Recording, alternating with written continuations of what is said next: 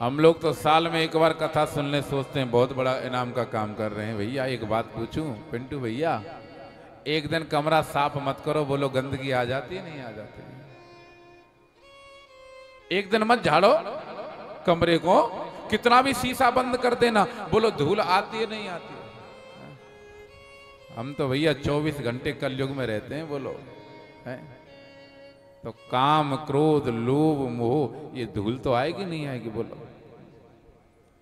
इसीलिए करहूं सदा सत्संग। एक दिन मत करो भैया, रोज करो। वाह वाह वाह वाह। देखो इंद्र ने भी अपनी मोहर लगा दी, बोलो राधे राधे। क्या गजब दृश्य है आज का साहब, क्या बात है। कैमरा वाले दिखा दिए भैया एक बार, देखो कैसे पानी में बैठे। इनको ये तो सूखे में बैठे, खैर बोलो राधे राधे। हाँ देखो घूमते ही आ गया ना, देख लो हम कह रहे थे इस बात। हाँ अब वो भी तैयार बैठा है भैया, हमारा भी तो फोटो आवे। बोलो राधे राधे। बोलो वृंदावन बिहारी लाल की। कैमरा घूमते आयो, तैयार बैठो, कब कैमरा घूमे भैया, कम में। बोलो राधे राधे। राधे राधे। तो भैया करो सदा सत्संग। ये सत्संग साल में एक बार मत करो, महीने में एक बार मत करो भैया, रोज करना पड़ेगा।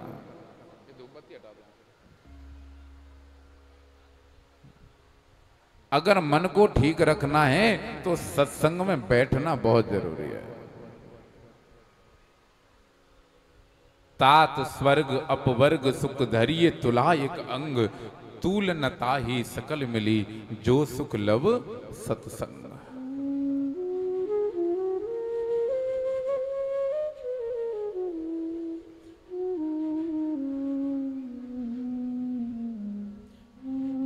हमारे 3 सबसे बड़े शत्रु हैं जीवन के, ध्यान से सुन लेना। अर्जुन ने पूछा है गीता में भगवान से, भगवान हर आदमी इस बात को जानता है कि ये सांप जो मैं जो कर रहा हूं ये पाप है, ध्यान से सुनना। आदमी चोर भी जानता है भैया मैं जो चोरी कर रहा हूं ये पाप है, फिर भी वो पाप कर देता है। आखिर ऐसी कौन सी बला है जो आदमी जानते हुए भी पाप कर देता है? भगवान ने बड़ा सुंदर उत्तर दिया है। अर्जुन, आदमी जानते हुए भी कि ये पाप है फिर भी पाप कर देता है। ये मानव के अंदर 3 बलाएं हैं जो पाप करा देती है। काम एसह, क्रोध एसह, रजोगुण समुद्भवः। काम, ध्यान से सुनना, क्रोध और लोभ। यहां कथा में आके केवल बैठो मत। आप यहां 3-3 घंटे दे रहे हो तो आप जब घर जाओ तो आपको पता लगना चाहिए कि आज 3 घंटे बैठ करके मेरे जीवन में क्या बदला है, आज मुझे क्या मिला। यहां आके केवल धुंधकारी गोकर्ण की कथा मत सुनो। आपको पता होना चाहिए कि आज मैंने गोकर्ण की कथा से क्या सीखा, मुझे मेरे जीवन में क्या बदलना चाहिए। देखो भैया बुखार आ रहा हो, बुखार की दवाई को आप आरे में रख दो, आरती करते रहो, हे बुखार की गोली मेरा बुखार ठीक हो जाए, हे बुखार की गोली मेरा बुखार ठीक हो जाए, होगा भैया? वो तो दवाई लेने से ही ठीक होगा। यहाँ कथा सुनो हैं, आरती करो, पूजा करो, वो तो ठीक है, लेकिन ये कथा जो कहना चाहती है भैया, जब तक वो पान नहीं करोगे कुछ नहीं बदलने वाला। इसलिए रोज कथाएं हो रही हैं लेकिन समाज में कोई परिवर्तन नहीं हो पाता है, क्योंकि कथा को हमने मनोरंजन का साधन बना लिया। भैया कथा मनोरंजन के लिए नहीं है भैया, कथा तो मनोमंथन के लिए है। यहाँ पर जैसे दही का मंथन होता है ना तो घी निकलता है, उसी तरह से भैया जब कथा में आके बैठते हो तो यहाँ मन का मंथन करके भैया परिणाम स्वरूप भगवान के चरणों में भक्ति का फल मिलता है साहब। कथा सुनने से भगवान की भक्ति का फल मिलता है।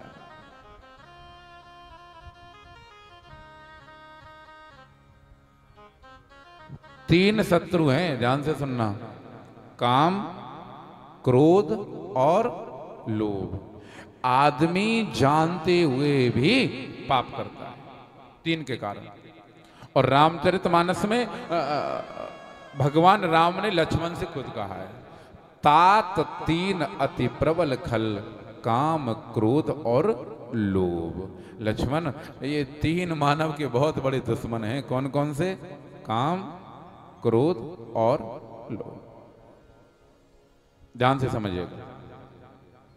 आदमी किसी की झूठी गवाही कब देगा? मैं एक उदाहरण दे रहा हूं, बड़ा देहाती, बड़ा सादा दे रहा हूं, आपकी समझ में आ जाएगा।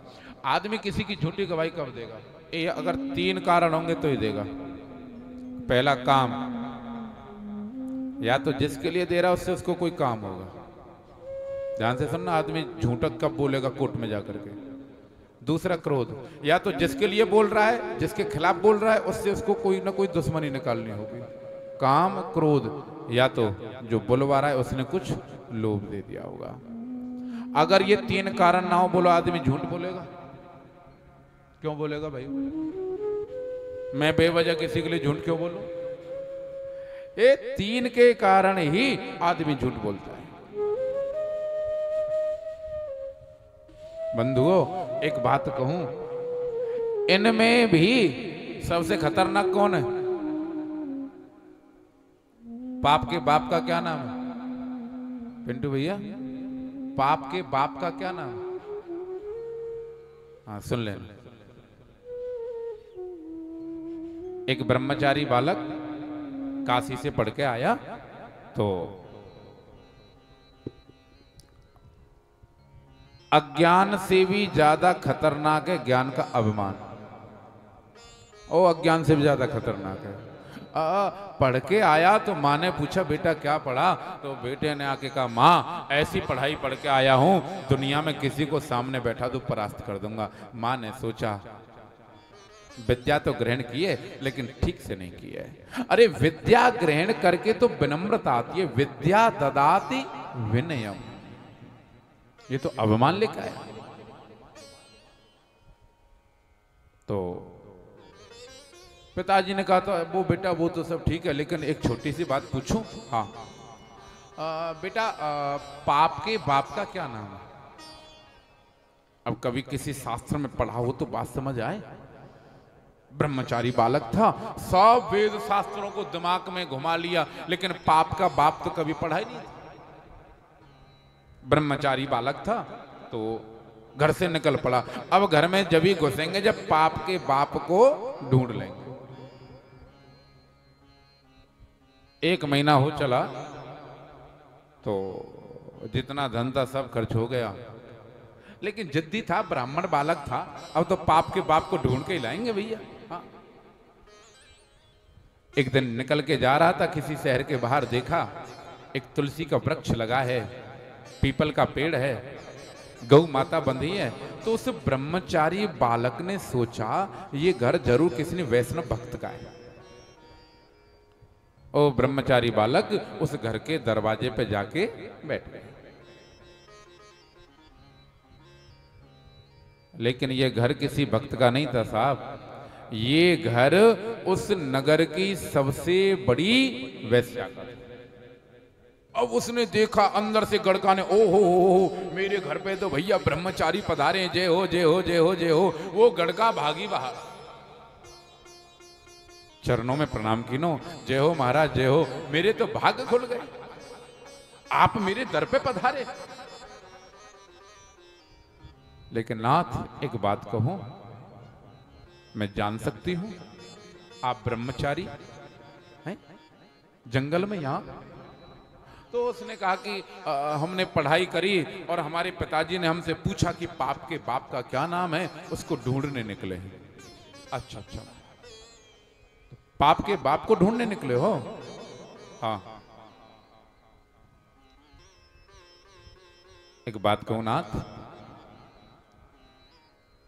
ये मैं एक बात आपसे कह दूं, मेरी माँ ने कहा था बेटी जीवन में कुछ भी करना लेकिन संतों से ब्राह्मणों से कभी झूठ मत बोलना, उनके सामने तुम जैसी हो ना दिखना।